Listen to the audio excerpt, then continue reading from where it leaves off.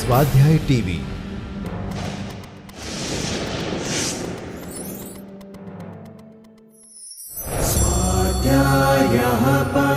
Doctor Baba Saheb Ambedkar open university.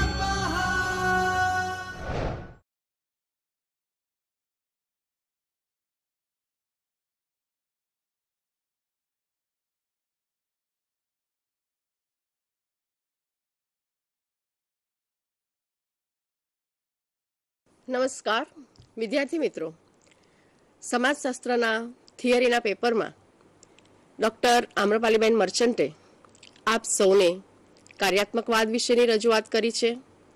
ગૌરાંગભાઈએ social exchange થિયરીની વાત કરી છે અને આજે આપણે શરૂ કરીશું સંઘર્ષવાદ. સંઘર્ષવાદ વિશેની સમગ્ર રજૂઆત આપણે 3 સેશનમાં કરીશું. આજના જે 2 સેશન છે એમાં શરૂઆતમાં આપણે સંઘર્ષવાદ શું છે, સંઘર્ષવાદની કેટલીક પૂર્વ ભૂમિકાઓ વિશે જોઈશું, સત્તા, સંઘર્ષ, પરિવર્તન અને સમસ્યાઓ વિશે જોઈશું, સંઘર્ષવાદ સિદ્ધાંતના પ્રણેતા કોણ છે અને સંઘર્ષવાદ સિદ્ધાંતની જે પરંપરાઓ છે, સંઘર્ષવાદની જે માન્યતાઓ છે, આ વિશેની રજૂઆત આપણે પ્રથમ સેશનમાં જોઈશું. અને બીજા સેશનમાં કાર્લ માર્ક્સને આપણે એક સંઘર્ષવાદી નેતા તરીકે જોઈશું. જ્યારે આપણે સંઘર્ષવાદ વિશેની રજૂઆત કરીએ છીએ ત્યારે બહુ સ્પષ્ટપણે આપણને જોવા મળે છે કે એક બાજુ આપણે સમાજ અને સમાજની સુધારણા માટે જુદી જુદી વસ્તુઓ, વ્યક્તિઓ અને ખાસ કરીને વૈજ્ઞાનિક જ્ઞાન, આ વૈજ્ઞાનિક જ્ઞાન કેવી રીતે સંચિત કરવાનું છે એના વિશેની રજૂઆત કરીએ છીએ. આ સંચિત જ્ઞાન જે છે એ સંચિત જ્ઞાનને આપણે ઘણા બધા દ્રષ્ટિકોણથી જોઈએ છીએ. એમાંની એક બાબત એ સંઘર્ષ છે. સમાજની આ વાસ્તવિકતા છે કે સમાજમાં આપણને સહયોગ પણ જોવા મળે છે અને સંઘર્ષ પણ જોવા મળે છે. સહયોગ આપણને ગમે છે કારણ કે સહયોગ જીવનમાં એકમત લાવે છે, એકીકરણ અને સંગઠનનો વિકાસ કરે છે. જ્યારે સંઘર્ષ એ દમન, વિરોધ અને હિંસા જન્માવે છે. એટલે આપણને સંઘર્ષની જે રજૂઆત છે એ બહુ પસંદ હોતી નથી. પણ એની સાથે સંઘર્ષવાદને જો આપણે જોવો હોય તો સંઘર્ષવાદને જોતા પહેલા આપણે સત્તા, સંઘર્ષ અને પરિવર્તન આને જોવું જોઈએ. કારણ કે વિશ્વના સમાજો જે છે એ વિશ્વના સમાજોમાં 4 બાબત મહત્વની છે. એક છે સત્તા, બીજું છે સંઘર્ષ, ત્રીજું છે પરિવર્તન અને ચોથું છે સમસ્યા. સત્તા વિશેની જ્યારે આપણે રજૂઆત કરીએ છીએ ત્યારે સત્તા અને મિલકત આની જે અસમાન વહેંચણી છે એ બાબત મહત્વની આપણને લાગે છે. સત્તા અને સત્તાવિહીન વર્ગ વચ્ચે હંમેશા સંઘર્ષ થતો હોય છે. એમાંથી જ સામાજિક પરિવર્તન સર્જાય છે અને પરિવર્તન સર્જાય છે ત્યારે કેટલીક સમસ્યાઓ ઉદ્ભવે છે કે જે સમાજમાં આપણને જનરલી બહુ ગ્રાહ્ય હોતી નથી. એટલે ગરીબાઈની આપણે વાત કરીએ, ઝૂંપડપટ્ટીની વાત કરીએ, બેરોજગારીની વાત કરીએ, શોષણની વાત કરીએ કે લાંચ રૂશ્વત જેવી સમસ્યાઓની વાત કરીએ તો આ બધું સત્તા, સંઘર્ષ, પરિવર્તન અને સમસ્યાઓ એમાંથી બધું સર્જાતું હોય એવું લાગે છે. આ સંઘર્ષવાદી સિદ્ધાંતના પ્રણેતાઓ જે છે એ પ્રણેતાઓ જો આપણે જોઈએ તો સિમેલ છે, કોઝર છે, માર્ક્સ, ડેરેન્ડોફ, કોલિન્સ, બેકહાર્ટ, સમનર અને ઓપનહીમર. આ ઉપરાંત ઘણા બધા કાર્યવાદી સિદ્ધાંતમાંથી કેટલાક સંઘર્ષવાદી સિદ્ધાંત તરફ પણ વળ્યા છે. મિત્રો, આ એક પૂર્વ ભૂમિકા છે. પણ જો આપણે સંઘર્ષવાદ વિશેની વિશેષ રજૂઆત કરવી હોય તો આપણે સૌથી પહેલા તો એ જોઈએ કે સંઘર્ષ સિદ્ધાંતનો અર્થ શું છે. સંઘર્ષ સિદ્ધાંતનો અર્થ જો તમે જુઓ તો સમાજમાં જોવા મળતા સંઘર્ષનો અભ્યાસ, અર્થાત સમાન ઉદ્દેશ્યો અને લક્ષ્યો પ્રાપ્ત કરવાવાળા સમૂહ વચ્ચે જોવા મળતા સંઘર્ષનો અભ્યાસ. એટલે સમાજમાં જે સંઘર્ષ જોવા મળે છે, એના જે ઉદ્દેશ્યો છે, એના જે લક્ષ્યો છે, આ વિશેની રજૂઆત એ એમાં મહત્વની છે. સંઘર્ષવાદ વિશેની રજૂઆત લુઈસ કોઝરે કરી છે. એમાં એમની સ્થિતિ, શક્તિ અને સીમિત સાધનોના મૂલ્યો અને અધિકારો માટે થતો સંઘર્ષ એ સામાજિક સંઘર્ષ છે એવી રજૂઆત કરી છે, જેમાં વિરોધી દળોના ઉદ્દેશ્યો અને પ્રતિસ્પર્ધીને પ્રભાવહીન કરવો, એને હાનિ પહોંચાડવી, એને સમાપ્ત કરવો એવી બાબત જોવા મળે છે. લુઈસ કોઝરે 3 બાબતો ઉપર ભાર મૂક્યો છે. પહેલું તો એ છે કે સ્થિતિ, બીજું શક્તિ અને ત્રીજું સાધન.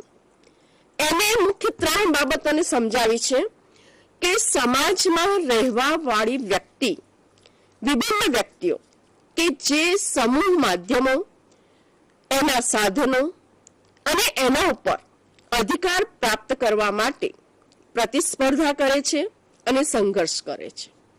બીજું એમણે એવું કહ્યું કે સંઘર્ષ એ સ્થાનિક છે અને એ સ્થાનિક હોવાને નાતે આપણે એના કારણોની શોધ કરવી જોઈએ. અને ત્રીજું એ કીધું કે સંઘર્ષ એક કાર્યપ્રણાલી છે અને આ એક રાજનૈતિક પેચ છે. એ સેન્સમાં સંઘર્ષવાદની શરૂઆત થઈ. સંઘર્ષવાદ વિશે જો આપણે વિગતવાર જોવું હોય તો એની જે મુખ્ય 2 પરંપરાઓ છે, એ પરંપરાઓ વિશે આપણે થોડીક માહિતી મેળવી લઈએ કે સંઘર્ષનો ટીકાત્મક સિદ્ધાંત શું છે અને સંઘર્ષનો વિશ્લેષણાત્મક સિદ્ધાંત શું છે. સંઘર્ષનો જે ટીકાત્મક સિદ્ધાંત છે એમાં સંઘર્ષ સિદ્ધાંતની એક પરંપરા આદર્શવાદી લેખકોના વિચારોની બનેલી છે. આ લેખકોમાં ફ્રેન્કફર્ટ સ્કૂલના સિદ્ધાંત શાસ્ત્રીઓ જેવા કે હોર્ખહેમર, એડોર્નો, માર્ક્સ, હેબરમાસ તેમજ સી રાઇટ મિલ્સનો સમાવેશ થાય છે. આ બધા જ સિદ્ધાંત શાસ્ત્રીઓનું જૂથ સામાજિક વિજ્ઞાન અંગેના એમના મંતવ્યોમાં બહુ સ્પષ્ટ છે. આ સિદ્ધાંત શાસ્ત્રીઓ સામાજિક વિજ્ઞાનના ઉપયોગ સમાજની ટીકા અને સમીક્ષા કરવા માટે કરે છે. તેઓ સમાજની ટીકા કરવામાં ખાસ કરીને જે શાસક વર્ગ છે, સત્તા, જૂથ કે નોકરશાહીની ટીકા કરે છે. સંઘર્ષમુક્ત સામ્યવાદી ભાવિ સમાજ વિશેની એમની માન્યતા એનો આદર્શવાદી તરીકે ઓળખાય છે. અને આ કારણોસર આ સિદ્ધાંત શાસ્ત્રીઓએ સંઘર્ષના ટીકાત્મક સિદ્ધાંત શાસ્ત્રીઓ તરીકે ઓળખવામાં આવ્યા છે.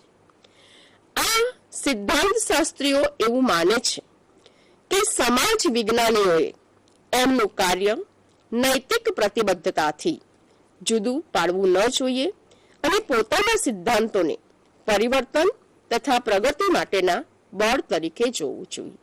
મિત્રો, તમને આ વિશેની સમજ પડી હશે કે સંઘર્ષવાદની 2 મુખ્ય પરંપરાઓ અને આ 2 પરંપરાઓને જો આપણે બરાબર રીતે સમજી લઈએ તો સંઘર્ષવાદમાં કોણ છે, કોણ વિશ્લેષણાત્મકમાં આવે છે, કોણ ટીકાત્મકમાં આવે છે, આ વિશેની સમગ્ર રજૂઆત જે છે એ રજૂઆત વિશેની સ્પષ્ટતા આપણને બહુ સરસ રીતે થઈ શકે. બીજી એની રજૂઆત છે કે સંઘર્ષનો વિશ્લેષણાત્મક સિદ્ધાંત. તો આ જે વિશ્લેષણાત્મક સિદ્ધાંત છે એમાં પરંપરા મુજબ સંઘર્ષ સમાજ જીવનનું કાયમી અને અનિવાર્ય પાસું છે. એની સાથે સાથે આ પરંપરાના જે સિદ્ધાંત શાસ્ત્રીઓ છે એમાં ખાસ કરીને તમે જાણો છો કે રાલ્ફ ડેરેન્ડોફ, લુઈસ કોઝર અને રેન્ડલ કોલિન્સ, જેના વિશે આપણે વિગતવાર જોવાના છીએ આવતીકાલે. અને તમે બરાબર એ સમજી લેજો કે આ 3 સમાજશાસ્ત્રીઓ અને માર્ક્સ વિશે જો આપણે સમજી લઈએ તો સંઘર્ષવાદ સમજવો એ બહુ અઘરો નથી. કારણ કે ઘણીવાર સમાજશાસ્ત્રના વિદ્યાર્થી તરીકે આપણને એમ થાય કે આ બધું સમજવું બહુ અઘરું છે, પણ મિત્રો એની જો પાયાની બાબતો સમજી લઈએ તો સમાજશાસ્ત્રમાં થિયરી એ કોઈ અઘરી વસ્તુ નથી. તમને મજા આવી ગઈ હશે. એના પછી આપણે જો જોઈએ તો સંઘર્ષનું જે વર્ગીકરણ કરવામાં આવે છે એ વર્ગીકરણ જુદી જુદી રીતે કરવામાં આવે છે અને એ વર્ગીકરણ માટે સમાજના જે જુદા જુદા બૌદ્ધિક સ્ત્રોત આધારો છે એના વિશેની જે રજૂઆતો કરવામાં આવી છે અને જે પ્રકારો પાડવામાં આવ્યા છે એની આપણે કેટલીક નોંધ લઈએ. એક છે અંતર્જાત સંઘર્ષ, કે જેમાં સમાજની અંદર જોવા મળતો સંઘર્ષ માર્ક્સ, મોસ્કા, મિલ્સ, ડેરેન્ડોફ, થોમસ વગેરે આની રજૂઆત કરી છે. એ પછી બીજો પ્રકાર છે બહિર્જાત સંઘર્ષ. એમાં ફ્રેન્કફર્ટ સ્કૂલ, નવીન અથવા અતિવાદી સમાજશાસ્ત્ર એનો સમાવેશ થાય છે. ફ્રેન્કફર્ટ સ્કૂલ એ નવ માર્ક્સવાદી બુદ્ધિજીવીઓએ સમાજમાં આર્થિક સંગઠનને મહત્વ આપવાની રજૂઆત કરે છે. સંસ્કૃતિની સમાજમાં એક સ્વતંત્ર ભૂમિકા છે એવી એ રજૂઆત કરે છે. નવીન અથવા અતિવાદી સમાજશાસ્ત્ર જે છે આ સમર્થકોને મતે મજબૂતની અપેક્ષાએ કમજોર, શોષકની અપેક્ષા શોષિત, સમાજ વ્યવસ્થાની કમીઓ, સંપૂર્ણ રૂપાંતર પર બળ અને સમકાલીન સામાજિક સમસ્યાઓને સમજવા ઉપર એ ભાર મૂકે છે. દ્વંદ્વાત્મક સમાજશાસ્ત્ર, જેમાં સામાજિક સંઘર્ષનો ક્રમબદ્ધ અધ્યયન કરવામાં આવે છે, સામાજિક સમસ્યાઓનું વિશ્લેષણ કરવામાં આવે છે, સંરચનાત્મક પ્રબંધ, અંતર્નિહિત વિરોધીઓ, એનો સંઘર્ષ વગેરેની રજૂઆત કરવામાં આવે છે. કાર્લ માર્ક્સ અને ડેરેન્ડોફ એ આના પ્રણેતા હતા. સંઘર્ષ પ્રકાર્યવાદમાં સંઘર્ષના પ્રકારોનું એક વિશ્લેષણ કરવામાં આવે છે અને આ વિશ્લેષણ એવી સરસ રીતે કરવામાં આવે છે કે જેમાં સંઘર્ષ એ નવાચાર અને રચનાત્મક પર ભાર મૂકે છે.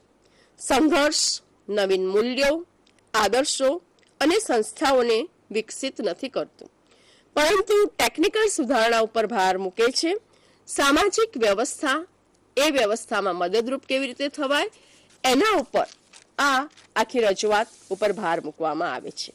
વિશ્લેષણાત્મક સંઘર્ષ સિદ્ધાંત વિશે આપણે જોઈ ગયા છીએ. આધુનિક જટિલ સંગઠન વ્યવસ્થા, અન્ય સામાજિક પ્રબંધ દ્વારા સંઘર્ષના સિદ્ધાંતોનું જે રીતે વિશ્લેષણ કર્યું છે અને એમાં પ્રત્યેક વ્યક્તિ પોતાના લાભ, પોતાનો હેતુ માટે જે સાધનોનો ઉપયોગ કરે છે, આ સાધનો જે પ્રતિયોગિતામાં ઉપલબ્ધ છે એવી રજૂઆત કરવામાં આવે છે. ઔપચારિક સંઘર્ષ સિદ્ધાંત, એમાં ગઠબંધન તથા સહસંબંધ રમતના સિદ્ધાંત પર એ આધારિત છે. ગઠબંધન, તમે જાણો છો કે અત્યારે ગઠબંધન વિના ચાલતું નથી. આધુનિક યુગની એ વિશેષતા છે. થિયોડોર કૈપ્લોવે આ સિદ્ધાંતને સમર્થન આપ્યું છે. એટલે સંઘર્ષવાદ એ સંઘર્ષવાદની જે પરંપરાઓ છે એના વિશે આપણે જોયું. મિત્રો, હવે આપણે એ જોઈશું કે સંઘર્ષવાદી સિદ્ધાંતની પૃષ્ઠભૂમિ. આ પૃષ્ઠભૂમિમાં ઓછામાં ઓછા 10 વિચારકોની આપણે વાત કરી છે. હવે આ 10 વિચારકો વિશે જો આપણે ડિટેલમાં જોવા જોઈએ તો આટલો સમય આપણને ઓછો પડે. તો દરેક વિશે આપણે એક બે વાક્ય વિશે સમજાવી અને કેવી રીતે આ સંઘર્ષનો સિદ્ધાંત જે છે એ કેવી રીતે એની પૃષ્ઠભૂમિમાં આગળ વધ્યો છે એ વિશેની આપણે રજૂઆત કરીશું કે જે 19મી અને 20મી સદીના સમાજશાસ્ત્રીઓ અને એની સાથે સંકળાયેલા છે. સૌથી પહેલા લઈએ તો આપણા જે ગ્રીક તત્વચિંતક હેરક્લાઇસ્ટસ અને સોફિસ્ટો જે છે એને સંઘર્ષના સમાજશાસ્ત્રને મહત્વ આપ્યું છે. સંઘર્ષ એ સૃષ્ટિનો નિયમ છે. પરિવર્તન, વિરોધ અને સંઘર્ષ એ જગતનો ન્યાય છે એવી એમણે બહુ જ પહેલા રજૂઆત કરી હતી. તો પોલિમસ એવું કહે છે કે રાજ્યના સિદ્ધાંત હેઠળનો સંઘર્ષ એ સત્તાના સંઘર્ષને લીધે સમાજનો વિકાસ થાય છે. રાજાશાહી અને લોકશાહી એ સમાજ વ્યવસ્થાના દબાણ અને સંઘર્ષ સાથે સંકળાયેલું છે. ઇબ્ન ખાલ્દુન એવી રજૂઆત કરે છે કે સંઘર્ષ દ્વારા જ રાજ્ય સ્થપાય છે. એટલે જો આપણે સુગ્રથિતતા લાવવી હોય, વિજય અપાવવાની વાત હોય, તો સંઘર્ષ જરૂરી છે. આ ઉપરાંત Nicole, Thomas, David Hume, Adam, Jacques Turgot વગેરે પણ આની રજૂઆત કરી છે. 19મી સદીની જો આપણે વાત કરીએ તો વોલ્ટર ભાગોટે સંઘર્ષને એક સામાજિક વિકાસનું મહત્વનું તત્વ લેખાવ્યું છે. એને એના જૂથ, એના રિવાજો વગેરે અંગેની સ્પષ્ટતા કરી છે. લુડવિગ ગુમપ્લાઝીએ સંઘર્ષથી ઉત્ક્રાંતિ શક્ય છે એવી રજૂઆત કરી છે. ગુસ્ટાવ રાડ્સનોફરોએ સંઘર્ષના પાયામાં વ્યક્તિ અથવા જૂથોના હિતો કેન્દ્ર સ્થાને રહેલા છે એવી રજૂઆત કરી છે. રાડ્સનોફર એવું કહે છે કે સંઘર્ષના પાયામાં વ્યક્તિ અથવા વ્યક્તિઓનું જૂથ, એ જૂથનું હિત એ કેન્દ્ર સ્થાને રહેલું છે. તમે બરાબર સમજી લો કે જ્યારે આપણે સંઘર્ષની વાત કરીએ છીએ ત્યારે એ સંઘર્ષમાં વ્યક્તિ, જૂથ, જૂથના હિતો અને આ હિતો વચ્ચેનો સતત સંઘર્ષ, વિરોધી હિતોનો, એ એમાં મહત્વનું છે.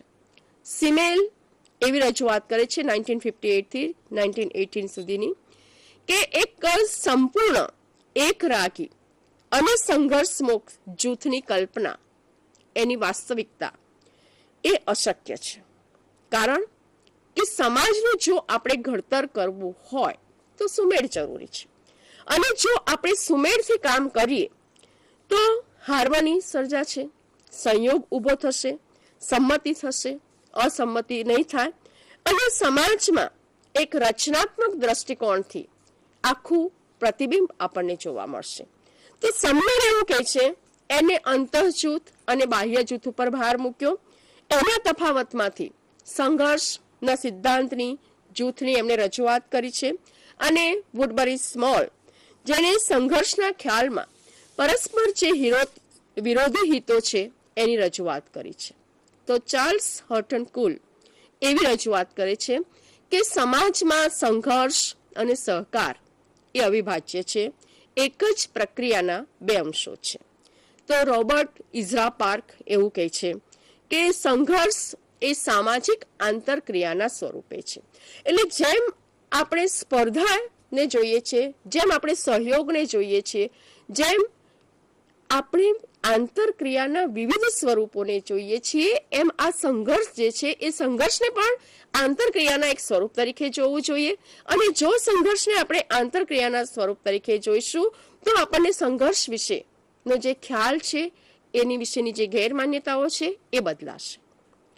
અમેરિકન સમાજ અને સંઘર્ષવાદ, આ વિશેની જો આપણે કેટલીક રજૂઆત કરીએ તો 1950માં સંઘર્ષવાદ વિશેની રજૂઆત થઈ, વિશ્વયુદ્ધ થયું, વૈચારિક ક્રાંતિ થઈ, આંદોલનો થયું, રાષ્ટ્રીય સ્વતંત્રતાનું આંદોલન થયું, મહાસત્તાઓનું આંદોલન થયું. 1960માં તમે બધા જાણો છો અને આમ્રપાલી બેને તમને આના વિશે બહુ સરસ રીતે સમજાવ્યું હશે કે કાર્યાત્મકવાદમાં બે વ્યક્તિઓ મહત્વની, એક પાર્સન અને બીજું મોર્ટન. પાર્સને જ્યારે રજૂઆત કરી કાર્યાત્મકવાદની, ત્યારે એની અસમર્થતા થઈ, એમાં શાંતિનો ભંગ થયો. 1960માં અમેરિકામાં જ્યારે કાળા અને ગોરાઓ વચ્ચેનો ભેદ થયો, વિયેટનામમાં આંદોલન થયું, પર્યાવરણનું આંદોલન થયું, ગરીબાઈ, વિદ્યાર્થી જંપો, અને આ બધાને લીધે જેમ અત્યારે તમે જુઓ કે અત્યારે અમેરિકા એવી પરિસ્થિતિમાં મુકાયું છે કે જેમાં આપણને આર્થિક મંદી જોવા મળે છે, આર્થિક કટોકટી જોવા મળે છે. તો વર્ષો પહેલા આવી પરિસ્થિતિ જોવા મળી હતી. એટલે આ સોસાયટીમાં ફંક્શનલ જ બધું થાય છે એવું નથી, પણ ક્યાંક કોન્ફ્લિક્ટ થાય છે. અને આ કોન્ફ્લિક્ટને લીધે જે પરિસ્થિતિ થાય છે, એમાંથી જે માનસિક પરિસ્થિતિ થાય છે, આ બધા વિશે ખ્યાલ નહોતો લેવાતો. એટલે સંઘર્ષનું પણ એક મનોવૈજ્ઞાનિક પૃથ્થકરણ થવું જોઈએ અને આ મનોવૈજ્ઞાનિક પૃથ્થકરણ કરવા માટે આપણે એક સજીવ તંત્ર એની એક કલ્પના વિષયક બાબત જોવી જોઈએ. એટલે અશાંતિ તો સર્જાય, ધોરણભંગ તો સર્જાય, આ વિશે અમેરિકામાં તો વિચારી નહોતું શકાતું. પણ જ્યારે એકચ્યુઅલ આવી ઘટના બની 1950 પછી, ત્યારે અમેરિકાએ પણ સંઘર્ષવાદની રજૂઆત કરી. એટલે સંઘર્ષવાદ એ કોઈ એક દેશની મોનોપોલી નથી, પણ સંઘર્ષવાદ જે છે એ સંઘર્ષવાદ વિશે હવે વિશ્વના બધા લોકોએ વિચારવાની શરૂઆત કરી છે. આ સંઘર્ષવાદ જે છે એ સંઘર્ષવાદ ના જો આપણે બૌદ્ધિક સ્ત્રોત જોઈએ, એના વિશેની જો આપણે કેટલીક પરંપરાગત બાબતો જોઈએ, તો એના બૌદ્ધિક સ્ત્રોત કે આધારોમાં આપણે એક કાર્લ માર્ક્સ વિશે વિચાર કરવો પડે. કાર્લ માર્ક્સ એણે એવી રજૂઆત કરી છે કે માર્ક્સનું લખાણમાંથી આપણને જોવા મળે છે કે લોકોની જે મૂળભૂત પ્રકૃતિ છે એ મૂળભૂત પ્રકૃતિ જેવી છે કે જે હિત ધરાવે છે. આપણને આપણો સ્વાર્થ હોય છે, આપણું હિત હોય છે. બીજું એમણે એવું કીધું કે માર્ક્સ ઐતિહાસિક સમાજનું વિભિન્ન હિતો ધરાવતા જૂથો ધરાવતા અને આની વચ્ચે સતત દ્વંદ ચાલે છે, એટલે આર્થિક બાબતને એ પ્રાયોરિટી આપે છે. એમણે એવી રજૂઆત કરી કે વિચારસરણી અને હિતો વચ્ચે સંબંધ હોવા છતાં એક ચોક્કસ બાબત એવી બને છે કે જેમાં લોકોના જીવન અને સામાજિક જીવનના વચ્ચે સંઘર્ષ થાય છે, એમાંથી કંઈક વિઘટનની પ્રક્રિયા ઉદ્ભવે છે. માર્ક્સના સંઘર્ષના સિદ્ધાંતો જે છે એ આદર્શવાદી કે ટીકાત્મક સિદ્ધાંત શાસ્ત્રીઓ દ્વારા આપણને એક પરિસ્થિતિ તરફ એવી રીતે દોરે છે કે જેમાં આપણને એમ થાય કે માર્ક્સે આવી રજૂઆત કરી હશે. મેક્સ વેબર સંઘર્ષના સિદ્ધાંત માટે પણ જાણીતા છે. એમણે જે રજૂઆત કરી છે એમાં વેબરના જો આપણે વિચારો જોઈએ તો કેટલાક વિચારો નોંધનીય છે. એમણે એવું કીધું કે લોકોની જે પ્રવૃત્તિઓ છે એ મહદ અંશે સ્વહિતવાળી હોય છે. વેબરે મૂડીવાદ પશ્ચિમમાં વિકાસ પામ્યો અને ભારત કે ચીન જેવા દેશમાં વિકાસ ન પામ્યો એની રજૂઆત કરે છે. એટલે વેબરે આખો ધર્મ અને ધર્મ વિશેની રજૂઆત, એટલે ધર્મ અને આર્થિક બાબત, ધર્મ અને મૂડીવાદ કઈ રીતે સંકળાયેલો છે એના વિશેની રજૂઆત કરી અને જગતના બધા ધર્મોને એને સાંકળવાનો પ્રયત્ન કર્યો છે. ધર્મ, રાજકીય શિક્ષણ, એની સત્તા, એની સફળતા, એના મહત્વની બાબત એ પણ એને રજૂઆત કરી છે. માર્ક્સના જે વર્ગના ખ્યાલો હતા એનાથી વેબરે એક જુદો જ ખ્યાલ આપ્યો છે અને એમણે જે વર્ગ, દરજ્જો, દરજ્જા જૂથ, પક્ષ આ બધા વિશેની જુદી રજૂઆત કરી છે. જૂથ સંગઠન અને સંઘર્ષ આના વિશે પણ વેબરે જુદી રજૂઆત કરી છે. વેબરે આર્થિક પરિબળો, લોકોના જીવન અને સત્તાના મુખ્ય અંશો, એના નિર્ણાયક પરિબળો વગેરે વિશેની રજૂઆત કરી છે. અને આ ઉપરાંત 20મી સદીના જે સમાજશાસ્ત્રીઓ છે, આપણે કેટલાકની તો રજૂઆત કરી છે, એ બધાએ આ વિશેની મસ્ત રીતે સમજૂતી આપી છે. શિકાગો સ્કૂલ, એમાં ખાસ કરીને સિમેલ, પાર્ક એ બધાએ આ વિશે સરસ રીતે સમજાવ્યું છે. હવે આપણે એ જોવું જોઈએ કે જો આપણે સંઘર્ષવાદને સમજવો હોય તો આ સંઘર્ષવાદ એ કઈ રીતે આપણે સમજાવી શકીએ? કારણ કે સંઘર્ષવાદને સમજવા માટે એની કેટલીક માન્યતાઓ, જેમ તમને આમ્રપાલીબેને કહ્યું હશે કે જો આપણે કાર્યાત્મકવાદને સમજવો હોય તો કાર્યાત્મકવાદની કેટલીક બેઝિક બાબતો છે. ગૌરાંગભાઈએ તમને કહ્યું હશે કે સોશિયલ એક્સચેન્જ થિયરી હોય તો એની પણ કેટલીક મૂળભૂત ધારણાઓ હોય છે. તો આ સંઘર્ષવાદની માન્યતાઓ કઈ છે? પહેલી માન્યતા તો એ છે કે સમાજના સભ્યો કેટલીક બાબતોમાં હિત ધરાવતા હોય છે અને એ હિત સાધવા એ પ્રયત્ન કરે છે. આવા હિત અવશ્ય જોવા મળે છે. તો આ કયા હિતો છે કે જેમાં આપણને આવી રજૂઆત જોવા મળે છે? દાખલા તરીકે સમાજના સભ્યો, આ સભ્યો વચ્ચેના હિત, એટલે ધનિક હશે તો એના હિત જુદા હશે, ગરીબ હશે તો એના હિત જુદા હશે, જે શાસક હશે એના હિત જુદા હશે, જે શોષિત હશે એના હિત જુદા હોય છે. એટલે પહેલી સંઘર્ષના સિદ્ધાંતની માન્યતા એ છે કે સમાજના સભ્યો કેટલીક બાબતોમાં હિત ધરાવતા હોય છે, જે તમને બહુ પોઈન્ટ્સ લખવા હોય તો તમે લખી શકશો, કારણ કે મેં તમને એ આપ્યા છે. આ 3 બાબતો એ સંઘર્ષના સિદ્ધાંતની મહત્વની છે. એટલું જ નહીં, આ હિત સાધવા માટે આપણે સતત પ્રયત્ન કરીએ છીએ અને આ હિત અવશ્ય જોવા મળે છે, કારણ કે હિત વિના, ધ્યેય વિના કોઈ પણ વ્યક્તિનું, કોઈ પણ સંસ્થાનું કે કોઈ સમાજનું જીવન હોતું નથી. બીજું તમે મિત્રો જોઈ શકશો કે સમાજ અને સામાજિક સંબંધોનું હાર્દ એ સત્તા છે. હવે સત્તા એટલે શું? માર્ક્સ સત્તાને જુદી રીતે જોવે છે, વેબર સત્તાને જુદી રીતે જોવે છે, પણ પાવર રિલેશન જે છે કે જેની પાસે ઉત્પાદનના સાધનો છે, જેની પાસે સત્તા છે, જે રોજગારી આપે છે, આજીવિકા આપે છે, એ સુપિરિયર ગણાય છે. અને આ સત્તાની વહેંચણી અસમાન રીતે છે અને આ અસમાનતાને લીધે સમાજમાં જુદા જુદા સ્ટ્રેટા ઉભા થાય છે, સંરચના ઊભી થાય છે. એટલે કોઈ હાયર ક્લાસમાં આવે છે, કોઈ મિડલ ક્લાસમાં આવે છે, કોઈ લોઅર ક્લાસમાં આવે છે. એવી જ રીતે ભારતના સંદર્ભમાં જોઈએ તો ભારતમાં પણ એવું છે કે કાસ્ટ કેટેગરી છે, એટલે બ્રાહ્મણોને આપણે ઊંચા ગણીએ છીએ, હરિજનોને આપણે નીચા ગણીએ છીએ. ખરેખર તો આપણા બંધારણમાં એવું છે જ નહીં અને આપણે એવું ગણવું પણ ન જોઈએ, કારણ કે વ્યક્તિ તરીકે, એક નાગરિક તરીકે, આ દેશના નાગરિક તરીકે બધાને સમાન હક છે. પણ આપણે છતાંય કોઈ પૈસાદાર છે, કોઈ પોશ એરિયામાં રહે છે, કોઈ ઝૂંપડપટ્ટીમાં રહે છે. આવું કેમ છે? કારણ કે સત્તાની અસમાન વહેંચણી છે. એટલે કોઈની પાસે સત્તા છે એ વ્યક્તિ બહુ જ આગળ વધે છે, કારણ કે એની પાસે પાવર ભોગવવાનો એની રાઈટ છે. સત્તા મેળવવા અવારનવાર દબાણનો ઉપયોગ થાય છે.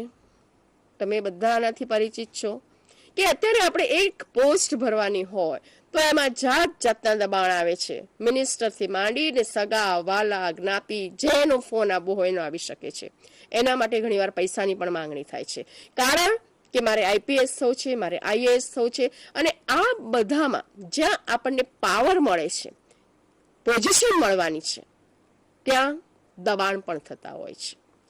સમાજના જુદા જુદા જૂથો પોતાના હિતો હાંસલ કરવા મૂલ્યો અને વિચારોના સંઘર્ષના શસ્ત્રો તરીકે ઉપયોગ કરે છે.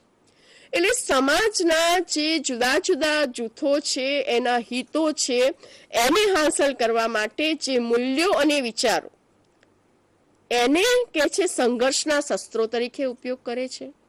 જ્યારે સમાજમાંથી મૂલ્યો હણાય છે, જ્યારે સંઘર્ષની આપણે વાત કરીએ છીએ, ત્યારે આ બધી બાબત એમાં મહત્વની છે. તો મિત્રો, આટલી એક પ્રારંભિક રજૂઆત આપણે જોવી જોઈએ કે સંઘર્ષવાદ એ શું છે. મને લાગે છે કે તમને એમાં ખ્યાલ આવી ગયો હશે. બીજું આપણે એ જોયું કે સંઘર્ષવાદ જે છે એ સંઘર્ષવાદની 2 પરંપરાઓ કઈ છે. ત્રીજું આપણે એ જોયું કે સંઘર્ષવાદ જે છે એ સંઘર્ષવાદને જો આપણે સમજવો હોય, વ્યવસ્થિત રીતે સમજવો હોય, તો સંઘર્ષવાદની જે માન્યતાઓ શું છે.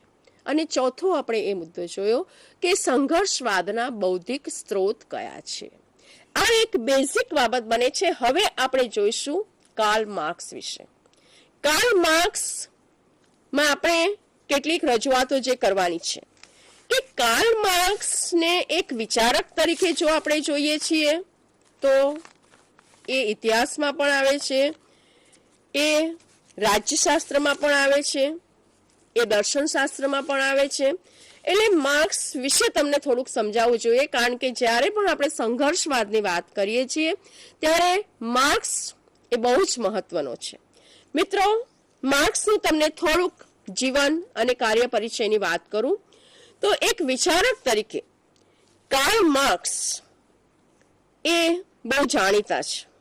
એમનો જન્મ જર્મનીમાં ઈસવીસન 1818માં, અત્યારે મે મહિનો ચાલે છે ને, તો 5મી મે એ જન્મેલા. એમના જીવન ઘડતરમાં એમનું કુટુંબ, પડોશી, સમવયસ્ક મિત્રો, સમકાલીન પરિસ્થિતિ, વારંવાર થતું સ્થળાંતર, ગ્રંથાલયો, બૌદ્ધિકો અને ક્રાંતિકારી વિચારકોનો એમના ઉપર બહુ જ ઘેરો પ્રભાવ હતો. એ યહૂદી કુટુંબના હતા. એમના પિતા વકીલાતનો વ્યવસાય કરતા હતા. એમના પિતાએ બિન સાંપ્રદાયિક શિક્ષણ મેળવ્યું હતું. યહૂદી હોવાને કારણે નાગરિક અધિકારોથી એ વંચિત રહેતા હતા. કારણ કે એ સમય એવું હતું કે યહૂદીઓ જે છે એ યહૂદીઓ એ લઘુમતીમાં આવતા હતા. એમણે જે જીવનમાં હાડમારી વેઠી છે, એમના માટે જે ભેદભાવ રાખવામાં આવ્યો છે, એમને જે નાગરિક અધિકારોથી વંચિત રાખવામાં આવ્યા છે, એ રીતે જો જોઈએ તો માર્ક્સ ઘણી બધી જગ્યાએ ફર્યા છે અને એમને ઘણા લોકોએ કાઢ્યા છે. એમના થોડાક જીવનનો આપણે પરિચય કેળવીએ તો એક પત્રકાર તરીકે એમણે કારકિર્દીની શરૂઆત કરી. સાથે સાથે એમના વિચારો જે હતા એ ક્રાંતિકારી હતા અને એ ક્રાંતિકારી વિચારોને લીધે માર્ક્સ કદી કોઈ જગ્યાએ ટક્યા નહીં. કારણ કે એમને એમના સ્વભાવને લીધે હંમેશા હકાલપટ્ટી ભોગવવી પડી અને આ હકાલપટ્ટી એ એમને જીવનભર છોડી નહીં. અવિરતપણે એ અહીંથી અહીં ગયા, અહીંથી ત્યાં ગયા. કારણ કે એમનો જે સ્વભાવ હતો એ સ્વભાવ એક ચિંતક તરીકેનો હતો, એક અભ્યાસ પ્રેરક તરીકેનો હતો. લાઇબ્રેરી તમે જાઓ છો, એ તો બહુ લાઇબ્રેરીમાં જતા હતા અને બહુ સરસ રીતે એમણે અધ્યયન કર્યું હતું. એક લેખક તરીકે ક્રાંતિકારી લેખક હતા. મજૂરોની દુઃખદાયક પરિસ્થિતિનો એ ચિતાર આપતા હતા. એમના કેટલાક જે પુસ્તકો છે એ પુસ્તકોની જો આપણે વાત કરીએ તો અહીંયા છે જ, તમને મેં લખીને પણ આપ્યા છે કે the Holy Family, the German Ideology એ 1945 અને 48માં, ધી પોવર્ટી ઓફ ફિલોસોફી 1841માં, ધી કમ્યુનિસ્ટ મેનિફેસ્ટો 1848માં, દાસ કેપિટલ, જેમ આપણે મેં ગીતા એ મહત્વનું છે. એમ જો તમારે માર્ક્સને સમજવો હોય અને તમે દાસ કેપિટલને ન વાંચો તો માર્ક્સને સમજી ન શકાય. દાસ કેપિટલ એ એમની બહુ જ સરસ પાયાના પુસ્તકોમાંનું એક બહુ જ મહત્વનો ગ્રંથ છે. ક્રિટિક ઓફ ગોથા પ્રોગ્રામ, એની પણ એમણે રજૂઆત કરી છે 1875માં. માર્ક્સની આ બધી જે રજૂઆતો છે એમાં જ કોમ્યુનિસ્ટ મેનિફેસ્ટો એ એક જગ પ્રસિદ્ધ દસ્તાવેજ તરીકે આપણને જોવા મળે છે. દાસ કેપિટલ જગતને ધરેલી એક મહામૂલી બાબત છે. એટલે જ માર્ક્સના વિચારો એ વિચારસરણી બની ગયા અને ભારતમાં જ નહીં, વિશ્વના દરેક દેશોમાં માર્ક્સિસ્ટ એપ્રોચ, માર્ક્સિયન વિચારસરણી એ મહત્વની બની છે. માર્ક્સના જે સિદ્ધાંતો છે એ સિદ્ધાંતોમાંથી આપણને જાણવા મળે છે કે માર્ક્સ એક સંઘર્ષવાદી હતા અને એ સંઘર્ષવાદને સમજવા માટે માર્ક્સ એક પીઢ સલાહકાર તરીકે કામ કરતા હોય એવું આપણને જોવા મળે છે. માર્ક્સના જે સૈદ્ધાંતિક વિચારો છે એ સૈદ્ધાંતિક વિચારોમાં સામાજિક સંઘર્ષ અંગે આપણે જે મુખ્ય બે પરંપરાઓ જોઈ એમાં માર્ક્સ એ ટીકાત્મક એની જે પરંપરા છે એમાં એનો સમાવેશ થાય છે. આપણે માર્ક્સને જ્યારે એક થિંકર્સ તરીકે જોઈએ છે, એક સમાજશાસ્ત્રી તરીકે જોઈએ છે, ત્યારે માર્ક્સના વિચારોને આપણે જુદી રીતે જોઈએ છીએ. પણ જ્યારે માર્ક્સને આપણે એક સંઘર્ષવાદી વિચારક તરીકે જોઈએ છીએ ત્યારે મિત્રો માર્ક્સને એક જુદી રીતે આપણે જોવાનો છે. દાખલા તરીકે માર્ક્સ એવું કહે છે કે દ્વંદ્વાત્મકવાદ, માર્ક્સના બે સિદ્ધાંતો જુદા છે. એક છે દ્વંદ્વાત્મક ભૌતિકવાદ અને બીજો છે ઐતિહાસિક ભૌતિકવાદ. એમણે ઇતિહાસનું ભૌતિકવાદી રીતે અર્થઘટન કર્યું છે. અહીંયા આપણને એ બહુ લાગુ પડતું નથી, પણ એમના જે દ્વંદ્વાત્મક ભૌતિકવાદ વિશેના જે વિચારો છે એ દ્વંદ્વાત્મક ભૌતિકવાદ વિશેના વિચારો વિશે આપણે થોડીક સમજ મેળવીએ. માર્ક્સે હેગલનો જે દ્વંદ્વવાદ અને ફાયરબાખનો ભૌતિકવાદનો બહોળો ઉપયોગ કર્યો છે. માર્ક્સનો જે દ્વંદ્વવાદી ખ્યાલ છે એ એકચ્યુઅલી તો વાસ્તવિકતાનો દ્વંદ્વવાદી ખ્યાલ એ રીતે ઓળખવામાં આવે છે. જ્યારે આપણે માર્ક્સ અને માર્ક્સની કેટલીક રજૂઆત કરીએ છીએ ત્યારે બે ત્રણ બાબતો આપણે સમજવી જોઈએ કે માર્ક્સ એવું કહે છે કે આખી સમગ્ર સૃષ્ટિ જે છે એ સૃષ્ટિ એને એક વાસ્તવિકતાવાદ તરીકે ગણી છે. કારણ કે માર્ક્સની સૃષ્ટિવાદની જે વિચારસરણી છે એ સૃષ્ટિવાદની વિચારસરણીમાં માર્ક્સ એનો જે એપ્રોચ લે છે એ એપ્રોચ એ જુદી જુદી રીતે લે છે. એણે વાસ્તવિકતાને બે પ્રકારે દર્શાવી છે, જે તમને આપણે જે ક્લિપિંગ મૂક્યું છે એમાંથી ખ્યાલ આવશે કે માર્ક્સ એ જ કહે છે કે આ જે ભૌતિક જગત છે એ ભૌતિક જગત એ જ વાસ્તવિક છે. એટલે ભૌતિક બાબતને પ્રાથમિક વાસ્તવિકતા તરીકે ઓળખે છે અને વાસ્તવિકતા એ પરિવર્તનશીલ છે. એટલે પ્રાથમિક વાસ્તવિકતામાં માર્ક્સ એ ભૌતિક વાતાવરણને મહત્વ આપે છે. જીવન નિર્વાહ કે ભરણ પોષણના જે સાધનો છે, એની જે સામગ્રી છે એને મહત્વ આપે છે. એટલે ઉત્પાદનના સાધનો, ઉત્પાદનના સાધનો સાથે માનવીના સાધનો સંબંધો જે છે અને વર્ગ વ્યવસ્થા, આ ચારે વિશે આપણે વિગતવાર વાત પછી કરવાના છીએ. એટલે મિત્રો અહીંયા આપણે જે રજૂઆત કરીએ છીએ એમાં જસ્ટ તમને ઉલ્લેખ કરું છું કે એમના મતે જે પ્રાથમિક વાસ્તવિકતા છે એ પ્રાથમિક વાસ્તવિકતા શું છે. બીજી એમણે દર્શાવી છે એ ગૌણ વાસ્તવિકતા દર્શાવી છે કે ગૌણ વાસ્તવિકતામાં માનવીનું મન, એનું જ્ઞાન, એની વિચારસરણી વગેરેનો ઉલ્લેખ થાય છે.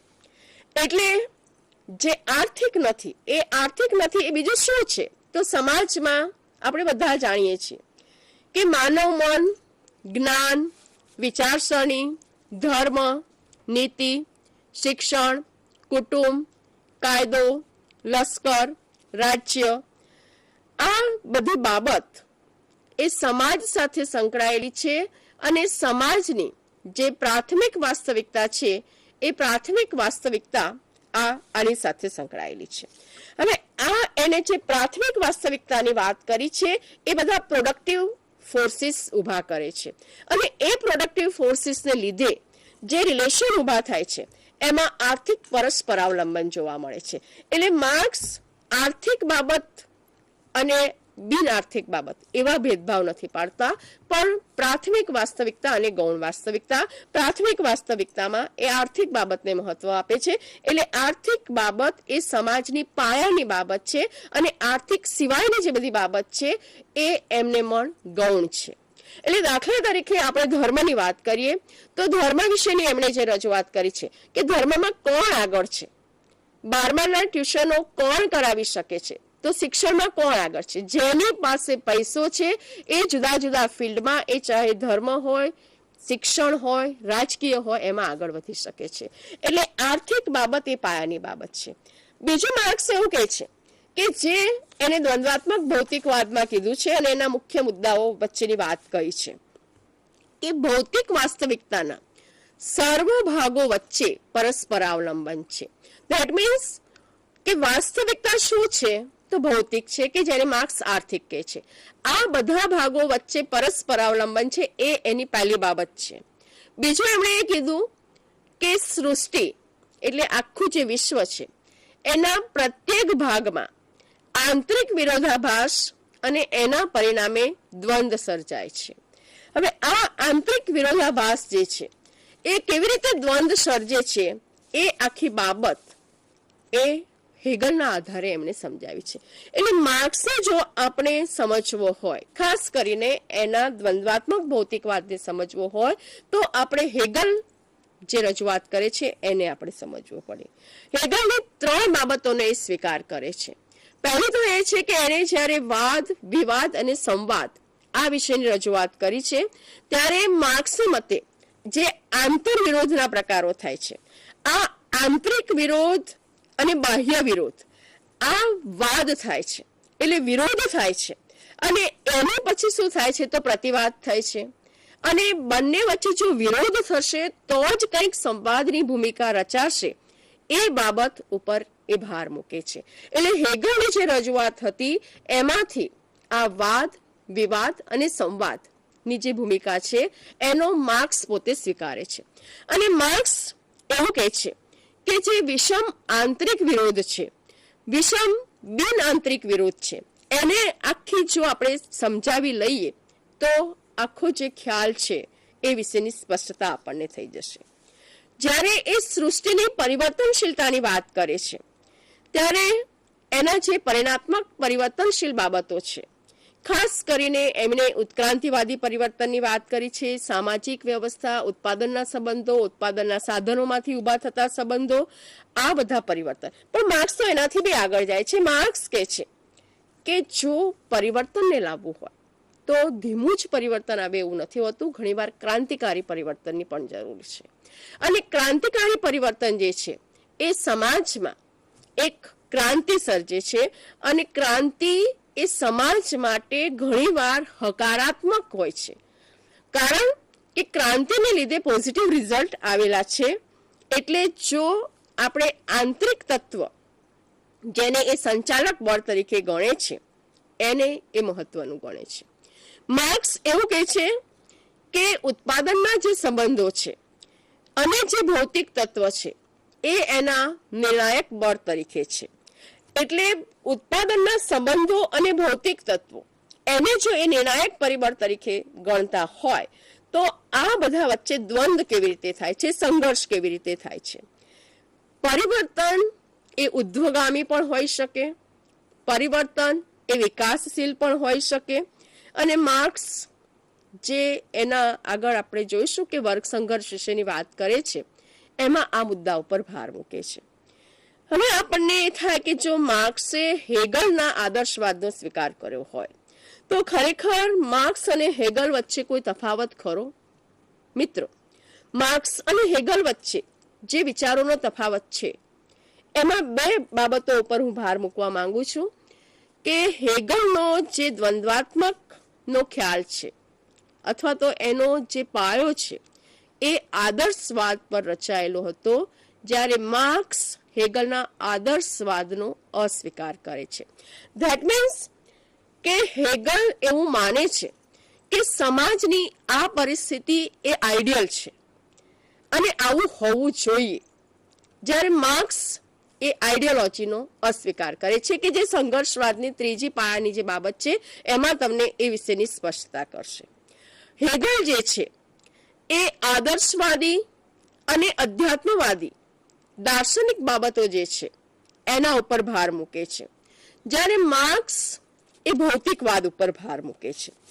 એટલે હેગલને એવું માનવું છે, હેગલનું પોતાનું માનવું એવું છે કે જો સમાજમાં આઈડિયોલોજી હશે, સમાજની આઈડિયોલોજીને જો આપણે સક્સેસ બનાવવી હશે તો સમાજમાં અધ્યાત્મવાદી દાર્શનિકો, કારણ કે એ વખતે તો આટલા બધા સમાજશાસ્ત્રીઓ હતા ને, સમાજશાસ્ત્રને એક શાસ્ત્ર તરીકે કરતા એક દાર્શનિક વિજ્ઞાન તરીકે ગણતા હતા.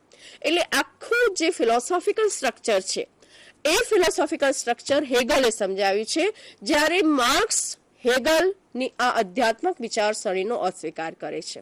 એ પોતે એવું માને છે કે સમાજનો પાયો જ ભૌતિકવાદી છે. અને મિત્રો, તમને ખ્યાલ હશે કે આપણે આગળ પણ જોયું કે માર્ક્સને પોતાને એવું છે કે આખા ઇતિહાસનું જો આપણે ભૌતિકવાદી રીતે અર્થઘટન કરીએ, કારણ કે ઇતિહાસના જે બૌદ્ધિક સંબંધો છે એ બૌદ્ધિક સંબંધો એ આર્થિક બાબત ઉપર રચાયેલા છે. એટલે કાર્લ માર્ક્સ એવું માને છે કે આર્થિક બાબતને આધારે જ સમાજનું એક સુપર સ્ટ્રક્ચર રચાયેલું છે, જે હેગલ એવું માનતા નથી. એટલે માર્ક્સ નો જે દ્વંદ્વાત્મક વાદ છે એ દ્વંદ્વાત્મક વાદમાં એને બહુ સ્પષ્ટ રીતે એવું કીધું છે કે દરેક વ્યક્તિઓ, દરેક જૂથોના હિતો જુદા હોય છે.